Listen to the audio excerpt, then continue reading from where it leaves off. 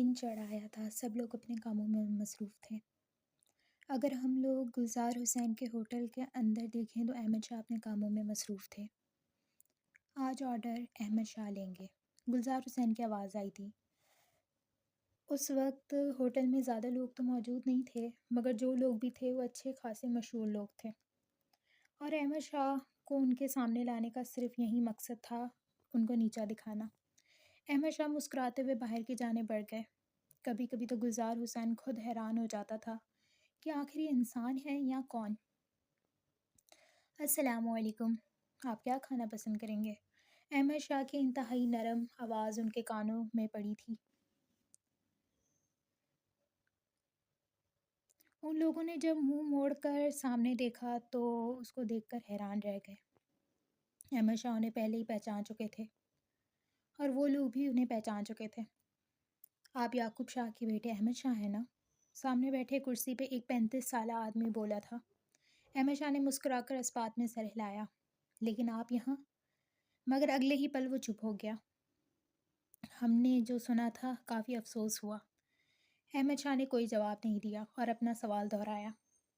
اگر آپ کو مدد کی ضرورت ہے تو ہم کر سکتے ہیں، آپ یہ کام چھوڑ آپ کیا چاہتے ہیں؟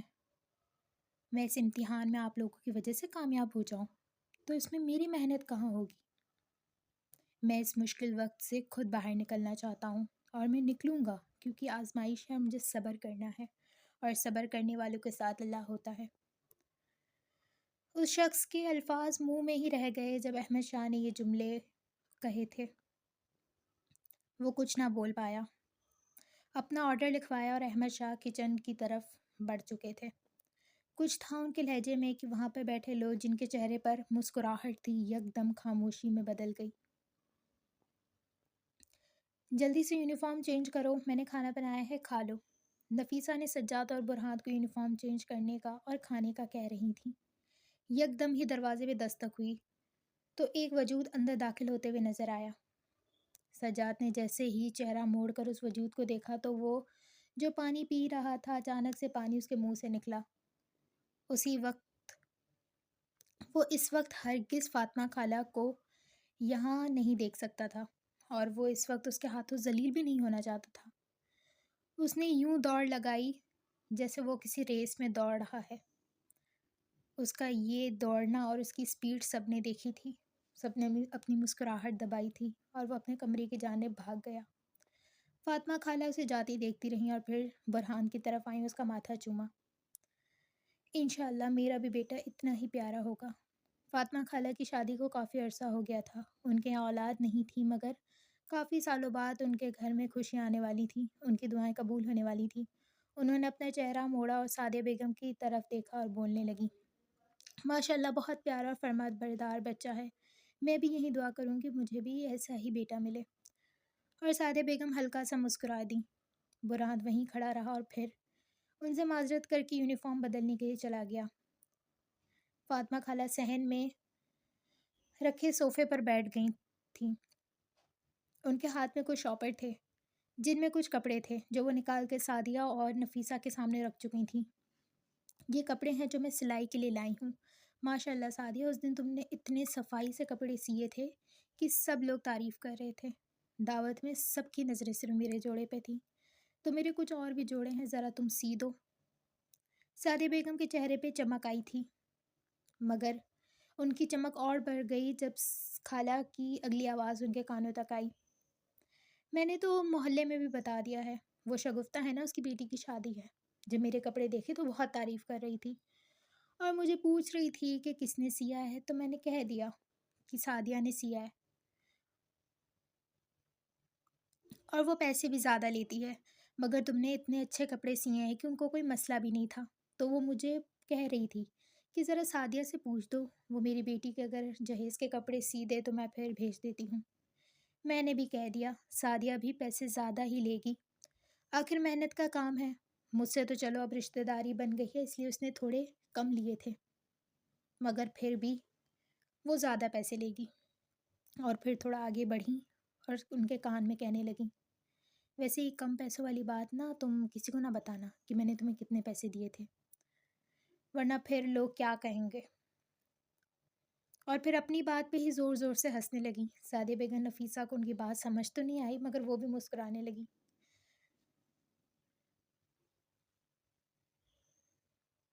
اگر وہ لوگ آئیں نا تو سعدیہ خبردار تم نے 1 روپیہ بھی کم کیا، میری ناک نہ کٹوانا ورنہ سب کو لگے گا میں جھوٹ بول رہی ہوں، کیونکہ میں نے تو ان کو بولا ہے کہ تم 1 روپیہ بھی کم نہیں کرو گا، تم نے کیا تو وہ سب لوگ میرے بارے میں پتہ نہیں کیا سوچیں۔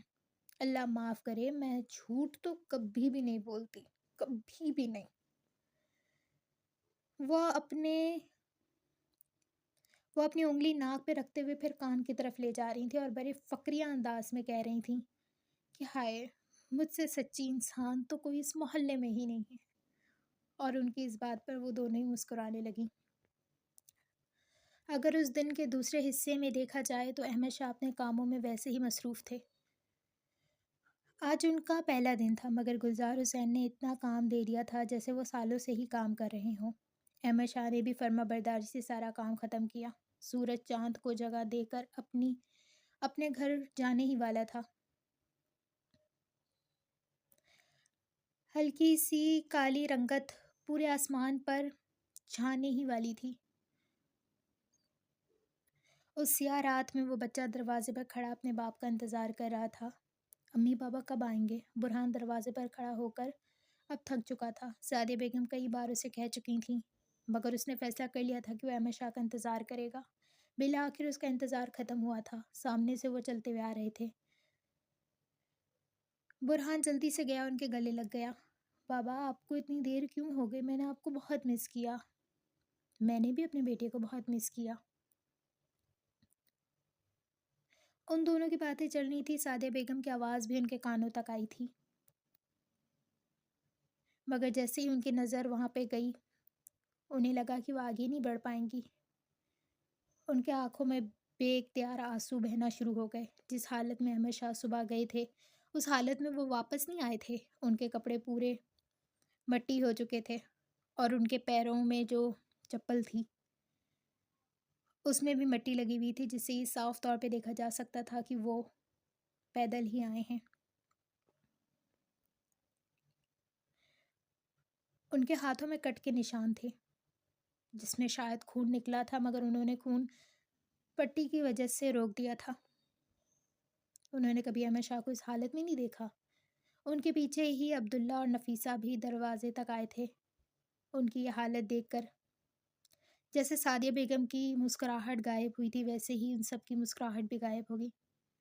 احمد شاہ ان سب کو دیکھ کر مسکرانے لگے لیکن مسکراہٹ کے پیچھے والا غم وہ خود ہی جانتے تھے۔ واضح طور پر دیکھا جا سکتا تھا آج ان سے بہت زیادہ کام کروایا گیا تھا جس کی وجہ سے ان کا یہ حال تھا۔ احمد، آپ اندر آ جائیں، میں آپ کے لیے کپڑے نکالتی ہوں، آپ تبدیل کر لیں۔ وہ اب اندر کی جانب انہیں لا رہی تھیں۔ نفیسہ سعدیہ بیگم کے آنسو پوچھ رہی تھیں۔ عبداللہ بھی بالکل خاموش ہو گئے تھے، یوں لگ رہا تھا جیسے الفاظ ہی ختم ہو گئے ہوں۔ احمد شاہ آئے اور سب نے اپنے چہرے پر زبردستی مسکراہٹ سجا لی۔ وہ جانتے تھے ان کے مایوسی بھرے چہرے دیکھ کر وہ بھی مایوس ہو جائیں گے اور اس صحن میں بیٹھے ہر شخص اس کی طاقت بننا چاہتا تھا، نہ کہ کمزوری۔ کھانے میں آج کیا بنایا ہے؟ بہت بھوک لگی ہے، وہ دسترخوان پہ بیٹھتے ہوئے پوچھ رہے تھے۔ جب نظریں اٹھا کر سب کے چہروں پہ دیکھا تو سب کے چہروں پہ مسکراہٹ تھی۔ مسکراہٹ تو احمد شاہ کے چہرے پر بھی تھی مگر ان سب کی جھوٹی مسکراہٹ دیکھ کر جو مسکراہٹ آئی تھی وہ سمجھ گئے تھے۔ سب لوگ اداکار ہیں، انہوں نے دل میں سوچا تھا۔ بابا، آپ کو پتہ ہے آج اسکول میں بہت مزہ آیا۔ احمد شاہ مکمل برہان کی طرف متوجہ تھے۔ تو بتاؤ آج کن کن سے بات کی؟ ویسے تو میں سجاد کے ساتھ ہی تھا مگر سجاد کے دوستوں سے بھی بات کی، شہریار اور سارا۔ اور وہ جو نوالا اپنے منہ میں لے رہا تھا اچانک سے کھانسنے لگا۔ شہریار کو تو وہ جانتے تھے اور نفیسہ بھی اچھی طریقے سے جانتی تھی لیکن برہان کی اس بات پر سب لوگ چونکنے اور اس کو دیکھنے لگے۔ اور سارا میری چھوٹی بہنوں کی طرح ہے، سجاد نے جلدی سے اپنی وضاحت کی اور نفیسہ ہلکا سا مسکرائی اور پھر بولی، ویسے میں بھی سوچوں تمہیں کس نے منہ لگا دیا؟ مطلب کوئی لڑکی تم سے دوستی کر کیسے سکتی ہے؟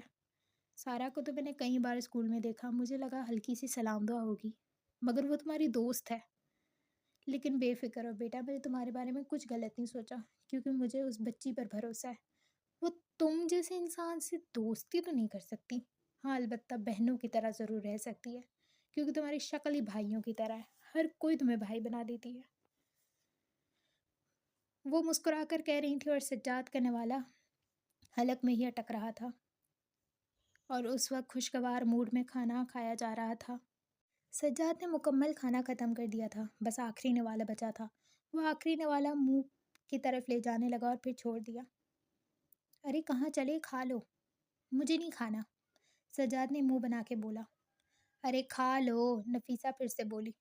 मुझे नहीं खाना, आप लोग ही खाएं। खा लो। अब की बार उन्होंने ज़रा ज़ोर से बोला।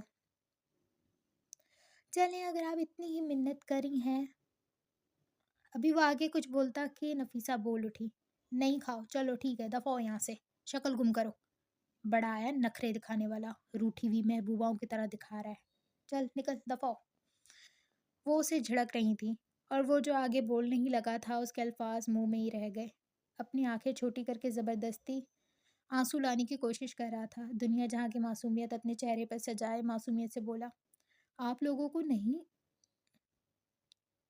आप लोगों को नहीं है ना मेरी कदर। देख लीजिएगा, एक दिन ऐसा आएगा कि मैं बड़ा इंसान बन जाऊंगा, तब आप लोगों को मेरी कदर होगी।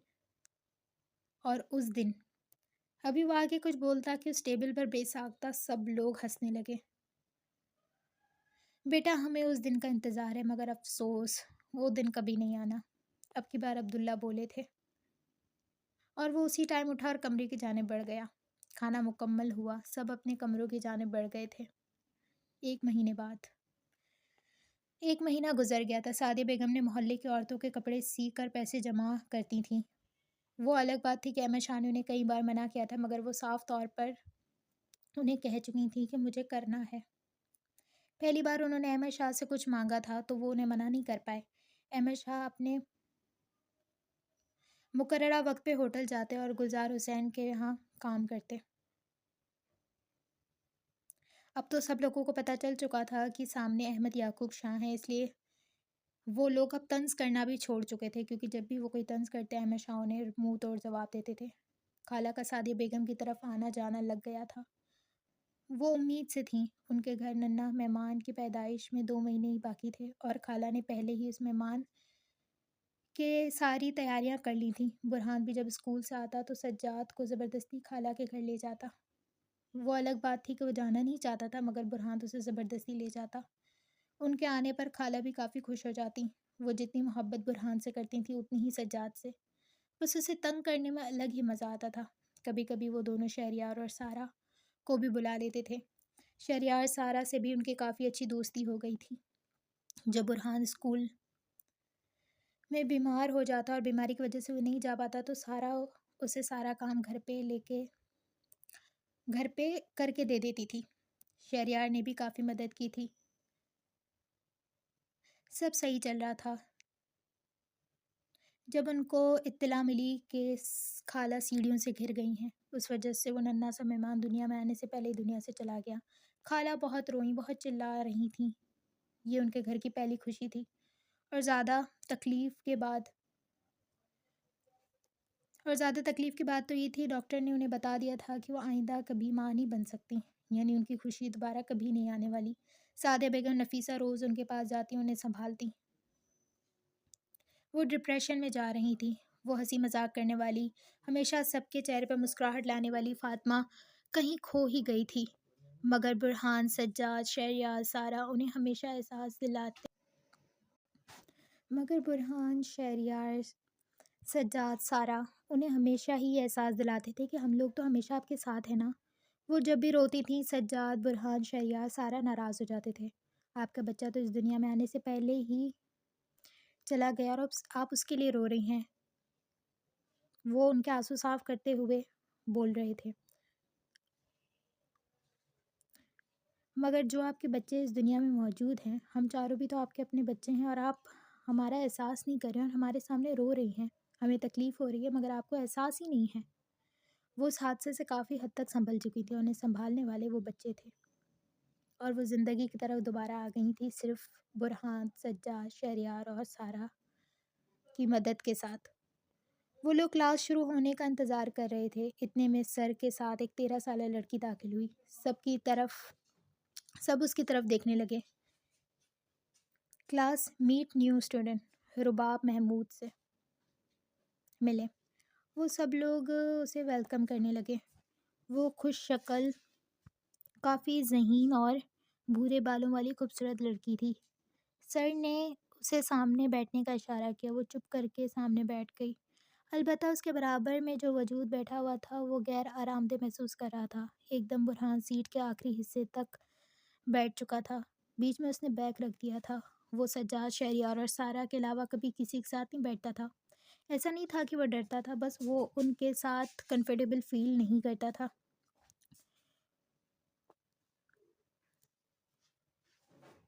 اس بھوری آنکھوں والی لڑکی نے ایک نظر اٹھا کر اپنے برابر بیٹھے برہان پہ ڈالی۔ کچھ سیکنڈ اسے دیکھتی رہی، پھر سر کی آواز پر کسی خواب کی دنیا سے واپس آئی تھی۔ برہان کو اس کی نظروں میں کچھ محسوس ہو رہا تھا، مگر وہ جس طرح سب کو اگنور کرتا تھا وہ اسی کو بھی اگنور ہی کر رہا تھا۔ بریک ٹائم ہوئی تو وہ لڑکی خود برہان اور شہریار سجاد کے پاس جا کر اپنا لنچ شیئر کرنے لگی۔ میں یہاں پہ بیٹھ جاؤں؟ سارا نے مسکرا کر اس کو اس بات میں سر ہلاتے ہوئے کہہ دیا، تو شہریار اور سجاد نے بھی کوئی منع نہیں کیا تھا، البتہ برہان سنجیدہ تھا۔ سجاد نے اس لڑکی کو دیکھا، پھر کچھ دیر اسے دیکھتا رہا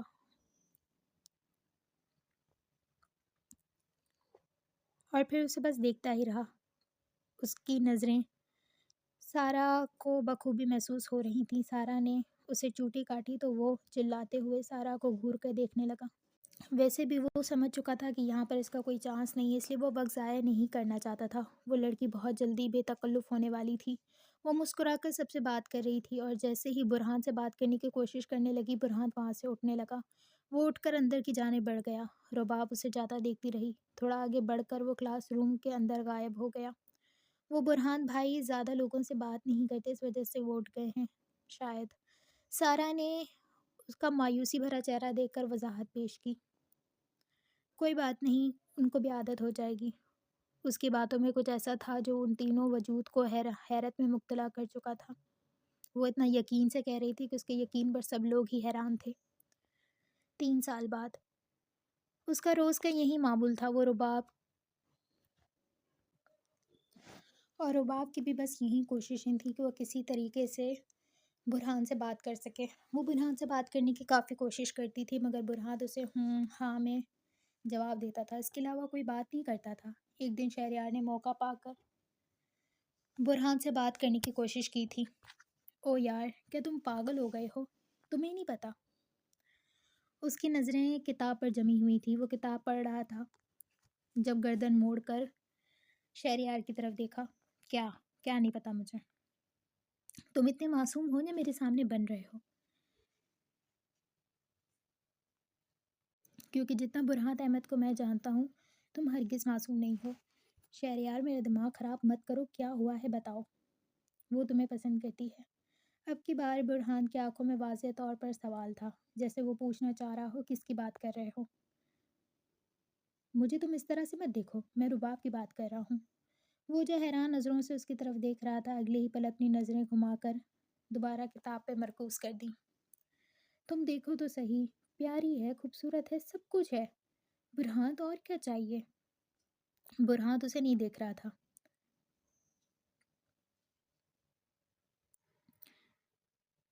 تم سے پیار بھی کرتی ہے، انٹیلیجنٹ بھی ہے، سوچو ایسی لڑکیاں اتنی آسانی سے نہیں ملتی۔ وہ جو کتاب میں مصروف تھا پوری کرسی موڑ کر اس کی طرف بیٹھا اور پھر بولنا شروع ہوا۔ میں ابھی 16 سال کا ہوں۔ میری پریشانیاں اور میری سچویشن تم اچھے سے جانتے ہو۔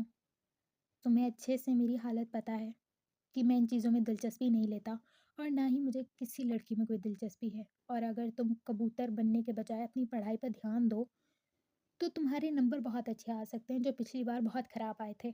اب کی بار برہان نے اس کو وارن کرتے ہوئے کہا تھا، تم پاگل ہو، سچ میں پاگل ہو۔ وہ غصے سے بولا تھا، شکریہ، بھاڑ میں جاؤ، شکریہ، دفع ہو جاؤ، شکریہ۔ شہریار غصے سے اپنا ہاتھ ٹیبل پر مار کر وہاں سے اٹھا۔ اس کے جاتے ہی وہ دوبارہ خاموش ہو گیا اور کتاب میں خود کو گم کر چکا تھا،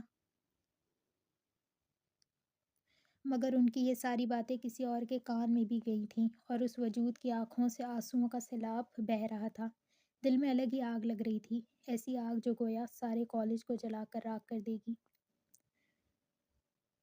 وہ شام بھی ہر روز کی طرح ویسے ہی تھی۔ سعدیہ بیگم، برہان احمد شاہ کا انتظار کر رہے تھے اور انتظار ختم ہونے کو ہی نہیں آ رہا تھا۔ عموماً احمد شاہ 7 بجے تک گھر پہ آ جاتے تھے، مگر آج ان کو 10 بجنے کو آ گئے تھے۔ سعدیہ بیگم بہت پریشان تھیں۔ عبداللہ، برہان، سجاد ہوٹل گئے مگر وہاں سے انہیں کچھ پتہ نہیں چلا۔ احمد شاہ شام کو ہی کسی سے ملنے کے لیے وہاں سے نکل گئے تھے۔ سعدیہ بیگم روئی جا رہی تھیں، نفیسہ خالہ انہیں چپ کروا رہی تھیں۔ شام کے وقت سجاد اور برہان سر شاہد کے یہاں سے واپس آ رہے تھے، مگر ان کا کوئی بھی پتہ نہیں چل رہا تھا۔ جب شہریار اور سارا کو یہ بات پتہ چلی، وہ لوگ بھی پریشان ہوئے اور ان کی طرف آ گئے تھے۔ کیا ہوا ہے برہان؟ انکل کا کچھ پتہ چلا؟ یہ کہنے والا شہریار تھا۔ برہان بھائی پریشان نہ ہو، انکل احمد ضرور مل جائیں گے۔ سارا بھی تسلی دیے جا رہی تھی۔ ابھی وہ لوگ آگے کچھ کہتے کہ اتنے میں داخلی دروازہ کھلا۔ سجاد نے داخلی دروازے پہ دستک ہوئی۔ سجاد بھاگ کر دروازہ کھولا تو سامنے احمد شاہ کو پا کر خوشی سے بولنے لگا، وہ آ گئے ہیں۔ اس کی آواز اتنی اونچی تھی کہ سب لوگوں نے سنا تھا۔ سب لوگ دروازے کی طرف بڑھ گئے تھے۔ احمد شاہ اپنے قدم آہستہ سے دروازے سے پار کر کے اندر صحن کی طرف آ چکے تھے۔ ان کی حالت پہلے سے مختلف لگ رہی تھی۔ وہ ایسے کبھی نہیں لگے تھے۔ ان کا چہرہ بالکل سفید پڑا ہوا تھا، ماتھے پر پسینے واضح طور پر نظر آ رہا تھا۔ سب لوگ ان کو دیکھ کر حیران تھے اور سب لوگ ان کے سامنے کھڑے تھے۔ پانی۔ انہوں نے پانی مانگا تو سارا بھاگ کر کچن کی طرف گئی۔ سعدیہ بیگم، برہان ان کے برابر میں بیٹھ گئے تھے۔ سب پریشان تھے، کسی کو نہیں پتا تھا کہ ان کے ساتھ کیا ہوا ہے۔ سارا پانی لے کر آئی تو احمد شاہ نے ایک سانس میں پی لیا۔ آج کچھ الگ لگ رہا تھا۔ سب لوگوں کو آج کچھ الگ ہی محسوس ہو رہا تھا۔ کچھ دیر وہاں پر موت سا سناٹا تھا، پھر انہوں نے اپنی نظریں اٹھائیں اور سب پر ڈالیں۔ میں ٹھیک ہوں، آپ لوگ فکر نہ کریں۔ انہوں نے سب کے چہرے پر پریشانی واضح طور پر دیکھ لی تھی۔ سعدیہ بیگم نے ان کا ہاتھ اپنے ہاتھ میں لیا اور نرمی سے پوچھنے لگیں، احمد، آپ کن سے ملنے گئے تھے؟ ان کے سوال پر احمد چونک کر ان کی طرف دیکھنے لگا۔ ملنے؟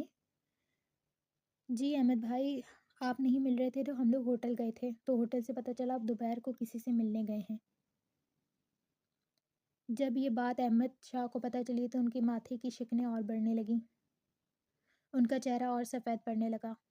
وہ خود کو سنبھالتے ہوئے اور پھر بولنا شروع ہوئے۔ ابیر آیا تھا ملنے۔ سعدیہ بیگم تو سعدیہ بیگم، لیکن وہاں پر سارے لوگ جیسے ساکت ہو گئے تھے۔ وہاں کھڑا ہر شخص کبیر شاہ کو اچھے سے جانتا تھا۔ اپنے حواس کو قابو میں کرتے ہوئے برہان بے تاثر لہجے میں بولا، کیوں ملنے آئے تھے وہ آپ سے؟ احمد شاہ خاموش رہے اور پھر سوچتے ہوئے جواب دینے لگے، اس کی بیٹی ہوئی ہے، بلکہ بہت پہلے ہی ہو چکی ہے۔ تو کیا یہ آپ کو اپنی بیٹی کے بارے میں بتانے آئے تھے؟ برہان کی آواز اونچی ہوئی تھی۔ وہ اس شخص سے سخت نفرت کرتا تھا جس نے ان سب کو برباد کر دیا۔ سعدیہ بیگم نے اپنی آنکھیں اوپر کیں اور برہان کو چپ رہنے کا اشارہ کیا۔ نہیں تو پھر؟ وہ کہہ رہا تھا کہ اس نے جو کیا غلط کیا، اسے ایسا نہیں کرنا چاہیے تھا۔ سونیا بھی روٹھ گئی ہے اس سے، سالوں سے اس سے بات نہیں کری۔ اس نے بھی سارے رشتے توڑ دیے ہیں۔ وہ معافی مانگنے آیا تھا اور آپ نے انہیں معاف کر دیا، ایسا ہی ہے نا؟ برہان اب بھی سخت لہجے میں بولا تھا۔ وہاں پر کھڑا ہر شخص اچھے سے احمد شاہ کی تکلیف محسوس کر سکتا تھا۔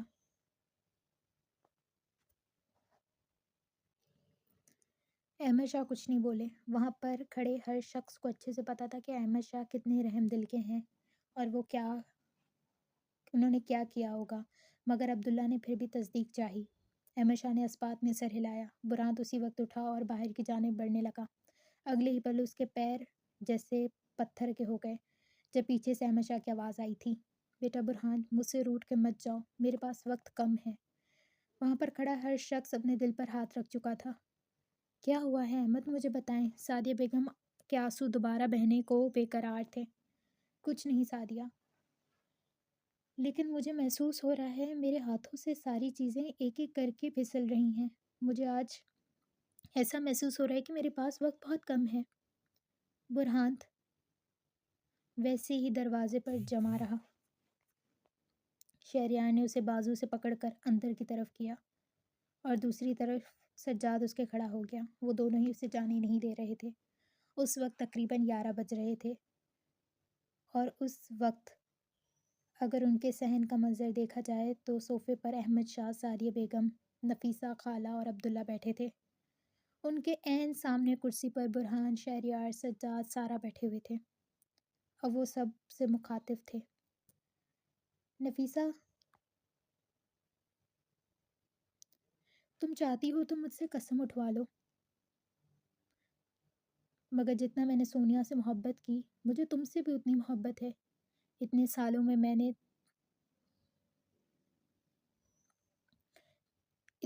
میں تم نے میری بہت مدد کی۔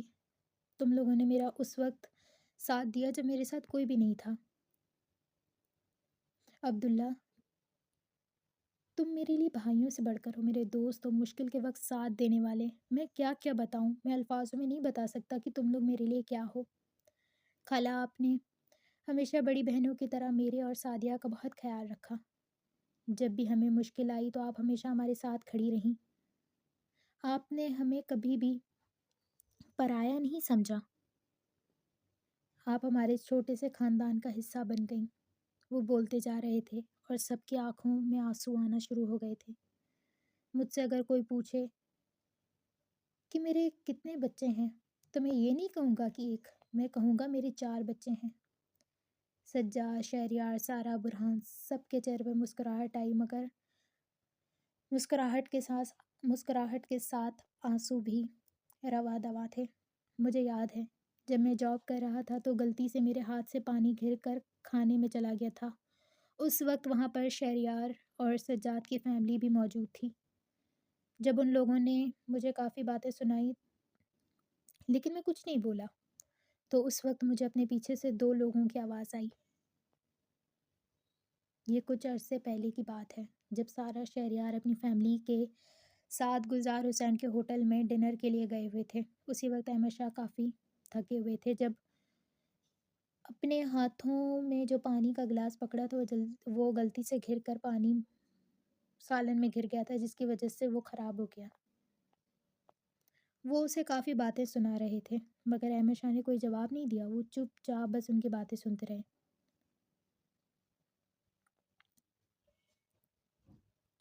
ان کی آواز اتنی اونچی تھی کہ سب لوگ بخوبی سن سکتے تھے۔ ان کے الفاظ اتنے تلخ تھے کہ کوئی بھی برداشت نہ کر پاتا، مگر احمد شاہ کا ضعف تھا۔ شہریار اور سجاد کی نظر جب وہاں پہ پڑی تو وہ دونوں ہی حیران ہو گئے۔ یہ تو احمد انکل ہے نا، برہان کے بابا؟ یہ سوال کرنے والی سارا تھی۔ شہریار نے اسپات میں سر ہلایا اور اٹھنے لگا۔ تمیز ہے کیا تمہیں؟ اندھے ہو گئے ہو کیا؟ نظر نہیں آتا تم نے پانی گرا دیا میرے اوپر؟ اپنی اوقات بھول گئے ہو کیا؟ ابھی وہ آگے کچھ بولتا کہ پیچھے سے 2 آوازیں آئیں۔ احمد شاہ بھی حیران ہو کر پیچھے مڑ کر دیکھنے لگے۔ تمیز کی بات ویسے آپ کے منہ سے اچھی نہیں لگتی۔ اپنی اوقات خود دکھا رہے ہیں اور آپ بات کر رہے ہیں دوسروں کی اوقات کی۔ لڑکی حد میں تم رہو اپنی، ورنہ جن ٹانگوں سے یہاں پر بیٹھے ہوئے ہیں نا وہ ٹانگیں تمہاری سلامت نہیں رہیں گی۔ شہریار غصے سے دھاڑا تھا، البتہ سارا ابھی بھی پرسکون تھی۔ پھر آہستہ سے اپنا سر نیچے جھکایا، ٹیبل پر ہاتھ رکھتے ہوئے بالکل اس آدمی کے سامنے اپنا چہرہ کر کے، اور پھر سرگوشی والے انداز میں بولنے لگی، چپ کر کے معافی مانگ لو، ورنہ میرے پاس کچھ ویڈیوز ہیں۔ ان ویڈیوز میں آپ کی شکل کا ہی ایک انسان ایک جسم فروش کرنے والی عورت کے ساتھ ایک کمرے میں جا رہا تھا۔ وہ شخص بالکل آپ کی طرح دکھتا ہے۔ CCTV کیمرہ سے وہ ریکارڈنگ ہم نے حاصل کر لی ہے، تو اگر آپ نہیں چاہتے کہ وہ ویڈیو آپ کی بیوی نے آپ کے بچے دیکھیں یا پھر کوئی بھی دیکھے تو چپ کر کے معافی مانگے اور اپنی شکل گم کریں، ورنہ زیادہ دیر مجھ سے آپ کی شکل برداشت نہیں ہو رہی۔ سارا کی باتیں بخوبی شہریار کے کانوں تک جا رہی تھیں۔ وہ اپنے ہاتھ سینے پر باندھے چپ کر کے سن رہا تھا۔ اگلے ہی پل اس شخص کا چہرہ سرخ ہو چکا تھا، وہ آگے کچھ بول ہی نہیں پا رہا تھا، اس کا دماغ بالکل فریز ہو گیا تھا۔ سارا سیدھی ہوئی اور ہاتھ باندھ کر اس شخص کی طرف دیکھنے لگی۔ وہ شخص احمد شاہ کی طرف مڑنے لگا اور ہاتھ جوڑ کر معافی مانگ رہا تھا۔ احمد شاہ نے بڑے دل کے ساتھ انہیں معاف کر دیا تھا۔ وہ وہاں پر نہیں رکا تھا بلکہ وہاں سے فوراً باہر بھاگا تھا۔ سارا شہریار اس شخص کو جاتا دیکھتے رہے اور پھر سارا شہریار ان کی طرف متوجہ ہوئے۔ لوگوں کو ہمیشہ چلا کر منہ نہیں بند کروانا چاہیے، بلکہ آرام سے پرسکون رہ کر بھی اپنا منہ اور سامنے والے کا منہ ہم لوگ بند کروا سکتے ہیں، اور سامنے والے کو اسی کی ہی باتوں میں پھنسانے کا ہنر سارا شیخ کو اچھی طریقے سے آتا ہے۔ اس نے ایک ادا سے بولا تھا، اس کے انداز میں فخر تھا۔ السلام علیکم انکل، میرا نام سارا شیخ ہے۔ وعلیکم السلام انکل۔ السلام علیکم انکل، میرا نام شہریار منصور ہے۔ وعلیکم السلام بیٹا، میں تم دونوں کو جانتا ہوں، میں نے تم دونوں کو اسکول میں دیکھا تھا۔ وہ دونوں ہی اپنی نظریں جھکا کر بڑے ادب کے ساتھ ان سے بات کر رہے تھے۔ آپ برہان کے بابا ہیں نا؟ ہم دونوں نے آپ کو دیکھا تو پہچان لیا، آپ کو تو یاد ہوگا۔ احمد شاہ نے اس بات میں سر ہلایا۔ اس کے بعد بھی، کیونکہ اس کے بعد ان کی 2-3 بار ملاقات ہوئی تھی اور وہ کافی ذہین انسان تھے، تو وہ ان کو پہلی نظر میں پہچان گئے تھے۔ اور احمد شاہ، ویسے انکل آپ یہاں؟ شہریار کے سوال پر احمد شاہ ہلکا سا مسکرائے پر بولنے لگے، میں یہاں جاب کرتا ہوں۔ جاب؟ وہ دونوں ایک دوسرے کو چونک کر دیکھنے لگے۔ لیکن ہم نے تو سنا تھا آپ برہان کے پاس تو ابھی وہ کچھ بولتا کہ سارا نے اپنا ہاتھ زور سے اس کے پیٹ پہ مارا تھا۔ شہریار نے اپنے الفاظ وہیں پر ہی روک دیے۔ احمد شاہ ہلکا سا مسکرائے، وہ اچھی طریقے سے سمجھ چکے تھے کہ وہ لوگ کیا کہنا چاہتے ہیں، اور پھر وہ مسکرا کر کہنے لگے، میں یہاں جاب کرتا ہوں اور مجھے کوئی شرمندگی نہیں ہے یہاں پہ جاب کرنے میں۔ مجھے تو اچھا لگتا ہے کہ میں اگر 1 روپیہ بھی کما رہا ہوں تو حق حلال کا کما رہا ہوں۔ وہ اپنی بات مکمل کر کے آگے بڑھ چکے تھے۔ پاگل ہو گئے تم؟ کوئی بھلا ایسے سوال کرتا ہے؟ وہ غصے سے اسے بول رہی تھی۔ ارے یار میں بھول گیا تھا نا، سوری۔ تمہاری یہ بھولنے کی بیماری ہے نا، کسی دن میرے ہاتھوں سے تم ضائع ہو جاؤ گے۔ وہ بھی بڑبڑاتے ہوئے اب اس کا ہاتھ پکڑے اسے آگے کی طرف لے جا رہی تھی۔ آج وہ وہیں پہ بیٹھے سب کو بتا رہے تھے۔ ان کی اور سارا شہریار کی جو ملاقات تھی وہ سب کو بتا چکے تھے۔ اب باری برہان کی تھی۔ برہان میرے شیر، مجھے اس حادثے کے بعد اگر سب سے زیادہ کسی کی فکر تھی تو وہ برہان تم تھے۔ مجھے لگا تھا ہم لوگ شاید خود کو سنبھال لیں گے، مگر تم خود کو نہیں سنبھال پاؤ گے، مگر تم نے مجھے غلط ثابت کیا۔ میں تمہارے لیے ہر وقت فکر میں رہتا تھا کیونکہ تم بہت حساس تھے اور میں اچھے سے جانتا تھا تمہارے راتوں کو چھپ چھپ کے رونا میں اچھے سے جانتا ہوں۔ جب شروع کے دنوں میں میرے پاس پیسے نہیں ہوتے تھے تو تم کیسے اپنی خواہشیں مار دیتے تھے، یہ بھی میں جانتا ہوں۔ تمہارے پاس پیسے نہیں بھی ہوتے تھے، لیکن جب بھی میں تمہیں کہتا تھا کہ برہان تمہارے پاس پیسے ہیں تو تم کہتے تھے ہاں بابا میرے پاس ہیں۔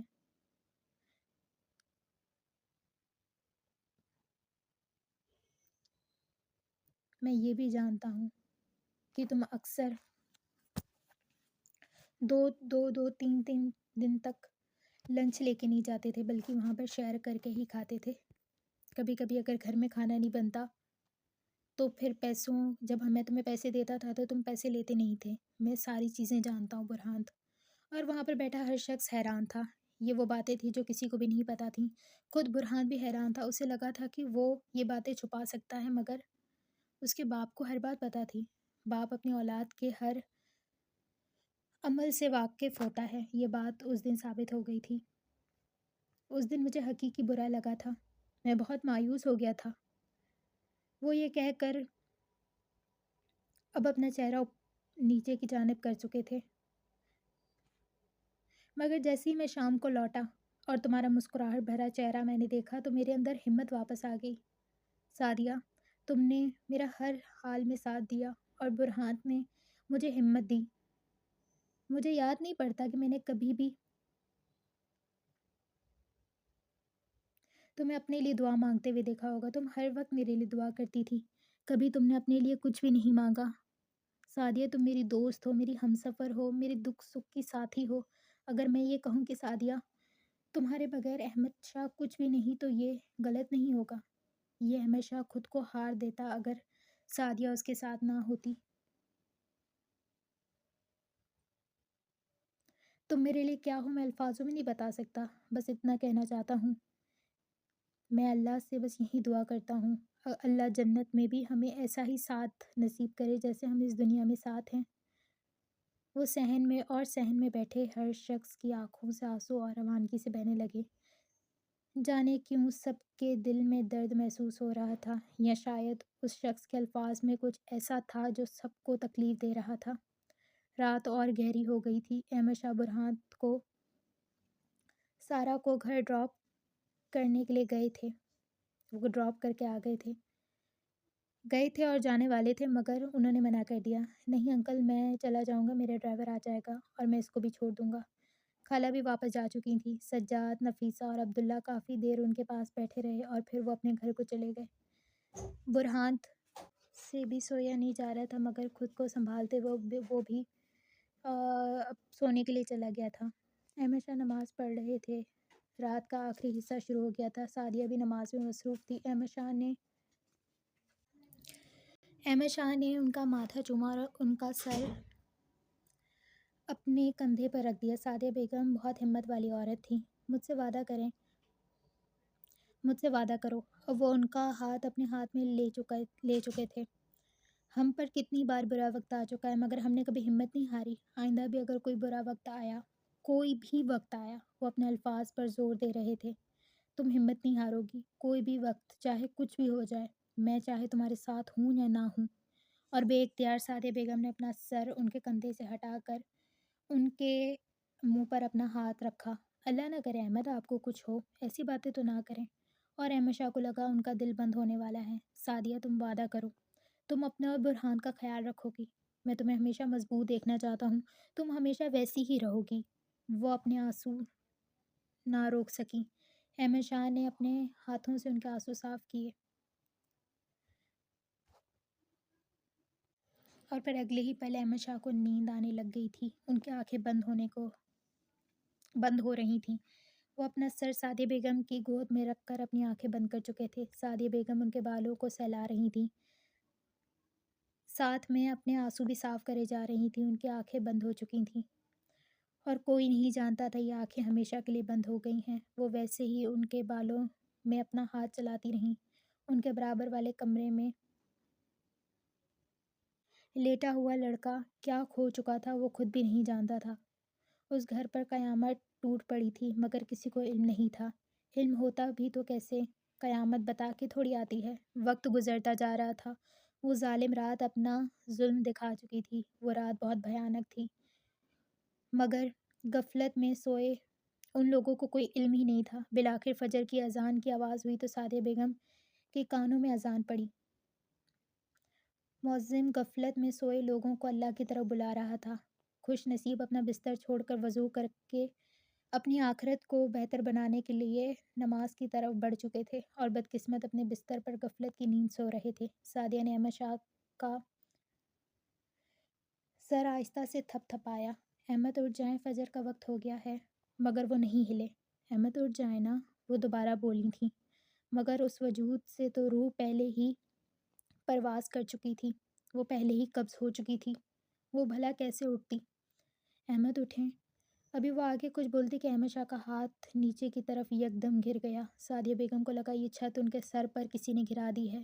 وہ ہل نہیں پائیں، وہ سانس نہیں لے پائیں۔ ان کو لگا کوئی ان کی روح کھینچ چکا ہے۔ ان کے الفاظ ان کے گلے میں ہی گھٹ کر مر گئے تھے۔ سعدیہ بیگم اپنی سانس لینے کی کوشش کر رہی تھی، مگر سانس نہیں آ رہی تھی۔ وہ یکدم مردہ وجود کے ساتھ احمد شاہ کو دیکھ رہی تھیں۔ وہ سن ہو چکی تھیں، وہ ہل نہیں رہی تھیں، ان کا جسم ایک مجسمے کی مانند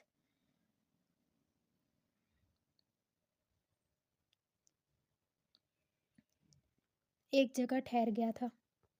قیامت نے اپنی پہلی جھلک سعدیہ بیگم کو دکھا دی تھی، ابھی تو اور لوگوں پر بھی وہ قیامت گھرنی تھی۔